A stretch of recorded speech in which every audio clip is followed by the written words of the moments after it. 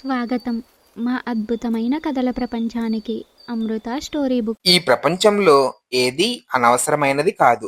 ముందు అనవసరం అనుకున్న సమయం కలిసి వచ్చినప్పుడు దాని విలువ అందరికీ తెలుస్తుంది అని చెప్పేదే ఈ రెండు కొండల కథ. మీరు ప్రతిరోజు 2 కిలోమీటర్లు నడిచి వెళ్ళి నీళ్లు తీసుకుని రావడం ఎంత కష్టమో నేను అర్థం చేసుకోగలను. ప్రతిరోజు మీరింత కష్టపడ్డం చూస్తే నాకు చాలా బాధగా ఉంది. ఏం చేస్తాం చెప్పు? మనకి ప్రతిరోజు నీళ్లు కావాలి. సమస్య మనకి మాత్రమేనా? ఈ చుట్టుపక్కల అందరిది ఇదే పరిస్థితి. నీకు కూడా తెలుసు కదా. అవునండి, వేరే ఏ కొరత ఉన్నా ఎలాగోలాగా సర్దుకునేవాళ్ళం. కానీ నీరు లేకుండా రోజు అనేది గడవదు. దీనికి పరిష్కారం కూడా కనిపించడం లేదు. చూద్దాం ఇంకా ఎన్ని రోజులు ఇలా కష్టపడాలో. మన చుట్టుపక్కల వాళ్ళంతా కూడా దీనికి పరిష్కారం కోసం అనేక ప్రయత్నాలు చేస్తున్నారు. ఓపికగా ఎదురు చూడడం తప్ప ఇంకేమీ చేయలేం. సర్లేండి, ఏదో ఒకటి త్వరగా రావాలి అని కోరుకుందాం. ఇలా కొన్ని రోజుల తర్వాత ప్రతిరోజు 2 కుండలలో నీళ్లు తీసుకుని వస్తూ ఉండడంతో ఒక కుండ కొంచెం పగిలిపోతుంది. దాంతో ఇంటికి వచ్చేసరికి ఒక కుండలో నీళ్లు నిండుగా ఉండేవి. కానీ మరో కుండలో నీళ్లు మాత్రం సగమే వచ్చేవి. ఒకరోజు 2 కుండలు ఇలా మాట్లాడుకుంటాయి. అసలు మన యజమాని నిన్నింకా ఎందుకు వాడుతున్నాడో నాకు అస్సలు అర్థం కావడం లేదు. నువ్వు పగిలిపోవడం వల్ల నీ నీళ్లు సగం దారిలోనే ఒలిగిపోతున్నాయి. నిన్ను నన్ను ఒక్కసారే ఇంటికి తీసుకుని వచ్చారు, కానీ నేను చూడు ఎంత బాగా ఉన్నానో. నేను కూడా చాలా రోజులు నీలాగే బాగానే ఉండేదాన్ని, కానీ నా పగులు వల్ల నీళ్లు అసలు ఆగడం లేదు. దానికి నేనేం చేయగలను? అదే కదా నీ వల్ల యజమానికి రెట్టింపు పని. నీ బదులుగా ఇంకో కుండని తెచ్చుకుంటే అతనికి చాలా మంచిది. నీ వల్ల ఏ లాభం లేదు. నిజం చెప్పావు, నా వల్ల అసలు ఎవరికీ ఏ ఉపయోగం లేదు.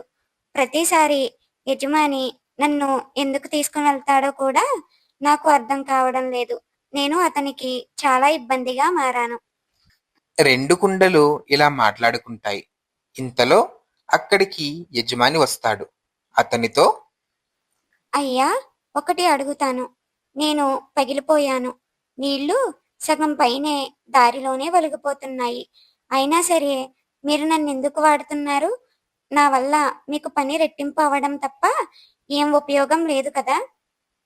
అవును, ఈ పగిలిన కుండని వాడడం మానేసి కొత్త కుండ తెచ్చుకోవడం మంచిది. ఇది అసలు దేనికి పనికిరాదు. నేను దీనికి మీ ఇద్దరికీ రేపు ఉదయం నీళ్లు తీసుకుని వచ్చేటప్పుడు చెప్తాను. ఇలా చెప్పి అక్కడి నుంచి వెళ్తాడు. మరుసటి రోజు నీళ్లు తీసుకుని వచ్చే దారిలో ఒక చోటు ఆగి కుండలతో ఇలా అంటాడు. మీరిద్దరూ నిన్న నన్ను అడిగేదానికి సమాధానం చెప్తాను వినండి. ఇద్దరూ ఈ దారిని బాగా గమనించండి.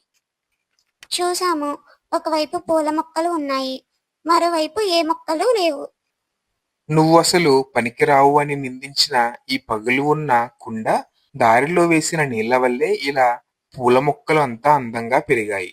అంతేకాదు, ఈ పువ్వులు నాకు ప్రతిరోజు పూజకి కూడా పనికి వస్తాయి. అంటే నా వల్ల కూడా ఉపయోగం ఉందా? నేను మీకు పనికొస్తున్నానా? అవును, నువ్వు పగిలి ఉండకపోతే ఇంత అందమైన మొక్కలు ఈ దారిలో వచ్చేవే కాదు. ప్రతిదానికి ఏదో ఒక ప్రత్యేకత ఉంటుంది. అది బయటపడే వరకు ఎవరు ఏమన్నా కూడా దాని గురించి బాధపడవలసిన అవసరం లేదు. ఏదో ఒక రోజు దాని ఉపయోగం అందరికీ తెలుస్తుంది. నన్ను క్షమించు. నేను నిన్ను చాలా మాటలు అని నిందించాను, కానీ నిజానికి మన యజమానికి నాకంటే నీ వల్లే ఎక్కువ లాభం ఉందని నాకు ఇప్పుడే అర్థమైంది.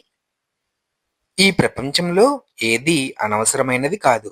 చేసే ప్రతి పనికి సమయం వచ్చినప్పుడు ప్రతిఫలం తప్పకుండా వస్తుంది.